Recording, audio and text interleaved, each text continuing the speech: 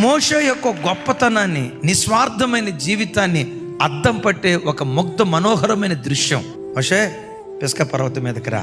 ఎందుకు ప్రభా? పిస్కా పర్వతం మీద నువ్వు చనిపోబోతున్నావు.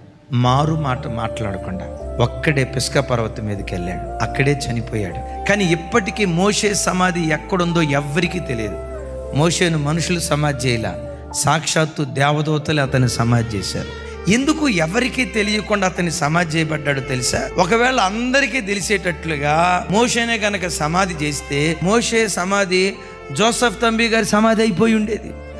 లేకపోతే బైబిల్ మిషన్ దేవదాసాయి గారు ఉన్నారు కదా, ఆ సమాధి అయిపోయేది. ఎట్లా? ఆ సమాధి చుట్టూ తిరగా దండం పెట్టుకోను, సమాధిలో మట్టి తీసుకోను, నీళ్ళలో పోసుకొని తాగాం, మాకు పిల్లలు పుట్టారు, దేవునికి మహిమ కలుగునుగా. కానీ ఎక్కడ దేవునికి రావలసిన మహిమ మోషే సమాధికి ఇస్తారునని మోషే తన మహిమను వెతకలేదు, కానీ దేవుని మహిమను వెతికాడు.